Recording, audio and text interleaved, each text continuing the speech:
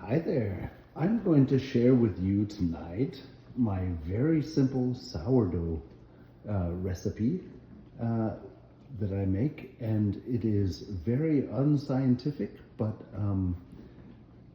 you can watch with me as I make it, and this is not going to be a big production, and everybody is sleeping. I just got finished with my walk, and I'm going to make the sourdough. Now you'll see some things here that you will need. I use a mixer, so I have a mixing bowl and I have it ready to weigh out. Even though I don't weigh out my ingredients, I use a very unscientific method, as you'll see. Now you'll see I have salt, I have a bread hook, a teaspoon measurement, and a cup measurement. I have my starter and flour. Now, as the bread is mixing, I will measure out the flour into smaller portions. But for our purposes right now, you can just see this very, very simple, unscientific, easy to use bread recipe.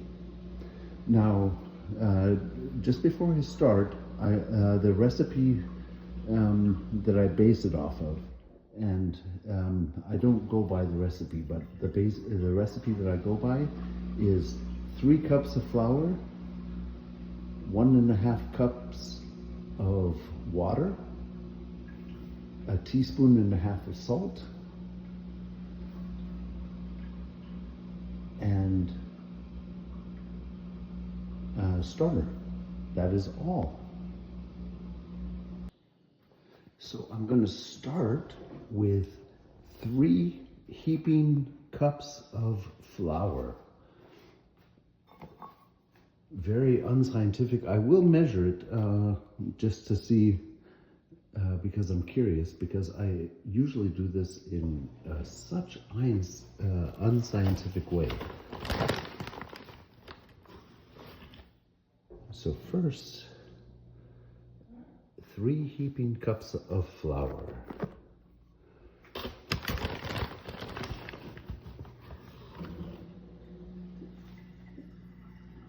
2,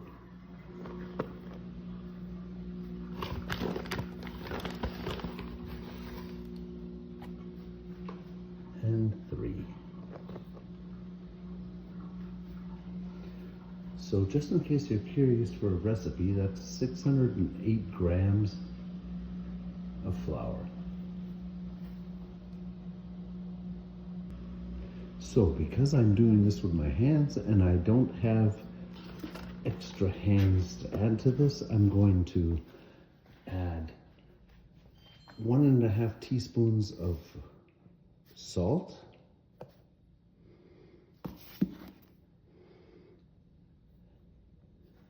doesn't have to be perfect, doesn't have to be exact, but around 1.5 teaspoons.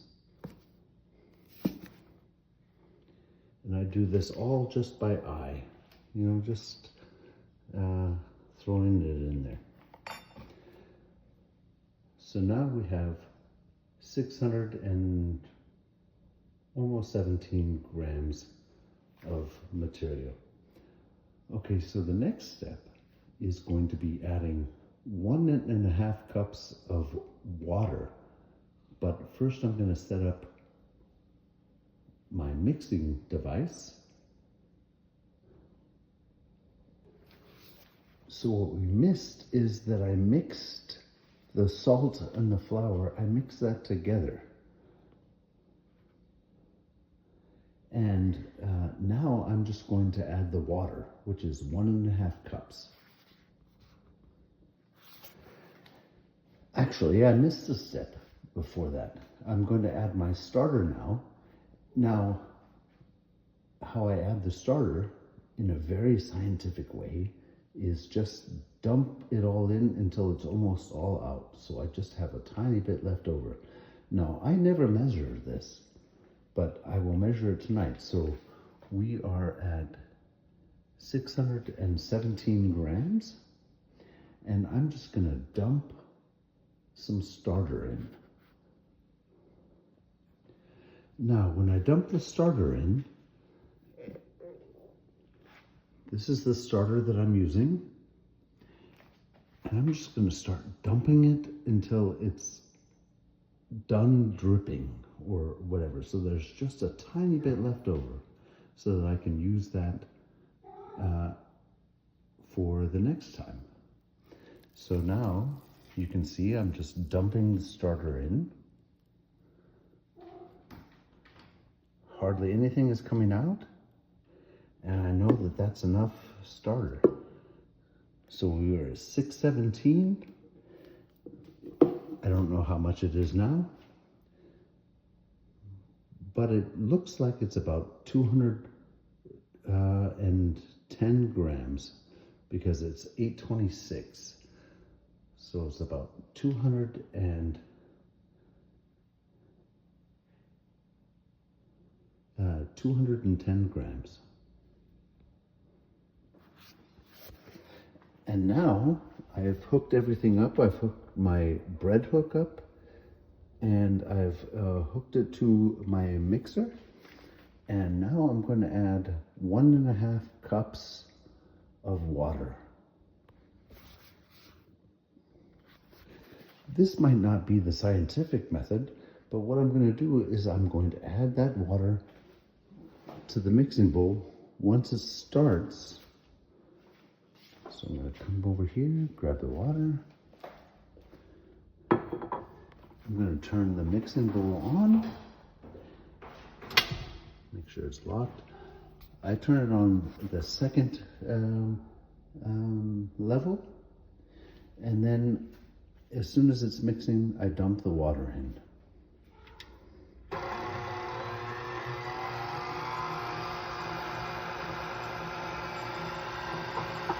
So now you'll see I'm just adding the water to that mix that I already made.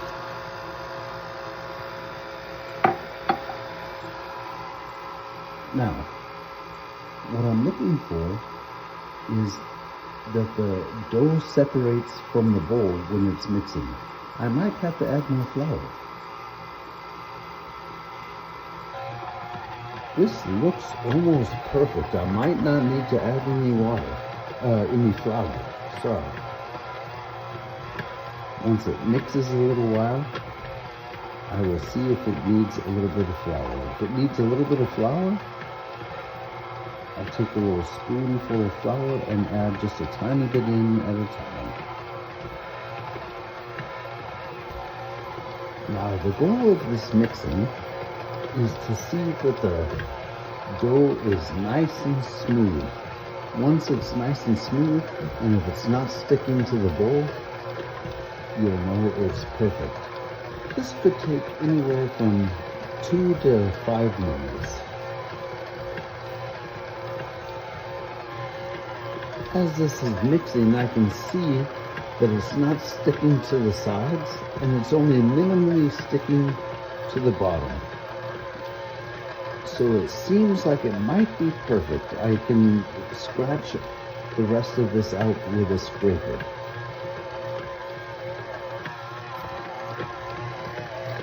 At this point, I can see that it's sticking a little bit to the bottom. Now, I have 2 options. I can add a little bit of flour if I wanted to, or I could just take it as it is. I think this time I'm going to take it as it is.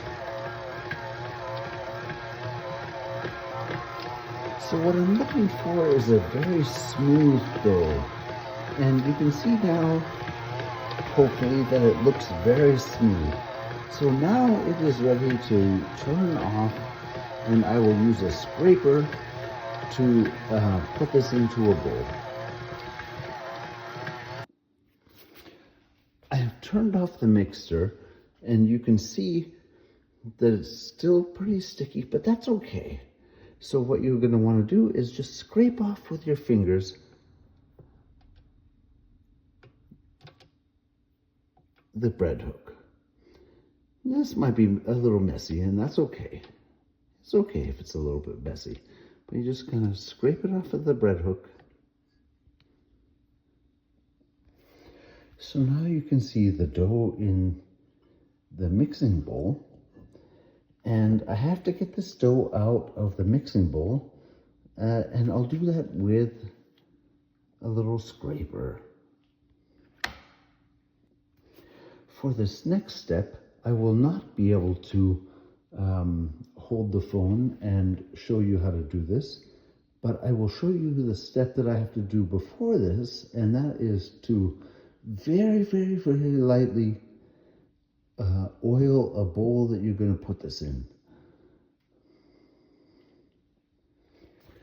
I've just pulled this bowl out of the dishwasher. Not that that's a step that you have to do, but that's what I had to do because I used the bowl last night. So I have a little oil sprayer. This happens to be avocado oil. You can use olive oil or any other oil that you want. You don't want too much. You just a tiny bit. So I'm going to spray the sides of the bowl with the oil. And you can see it's not very much at all. And now for this next step, I'm going to take this batter, I'm going to take this dough, and I'm going to use the scraper, and I'm going to put it into the bowl. I can't show you that right now because I need two hands. So I'm going to have to put my phone down and do that. And that is my little cat, Boo. He wants outside, but he's not going outside anymore tonight. So I have scraped the dough into the bowl, and now I'm going to cover it with plastic wrap, and I'm going to put that in the refrigerator overnight. I'm going to wake up tomorrow morning, maybe at 9 or 10 o'clock, and then I'm going to take this out of the refrigerator and just put it outside and let it rise. Now, how do I know how long to let it rise? Well, what I do is I put a piece of plastic wrap on the top, and once it's risen to the top of the plastic wrap, then it's ready for the next step. Now, the next steps I will show in a different video, but this is the first step. So you can see I've put that in plastic wrap. I have plastic wrap over the top, and now I'm just going to put it in the refrigerator until tomorrow morning. And tomorrow morning my steps will be pretty late in the morning, maybe 9 or 10 after I go to the market. Then I'll come home and I'll put that on the counter. I'll put it on the counter and let it rise until it reaches the top of the plastic. So the next video will come at a later time because I have to portion this great big bag of flour into 5 smaller portions so that I can use that at a later time. Ladies and gentlemen, thank you so much for watching me tonight, and you can see the progress of this loaf in later installments, I guess.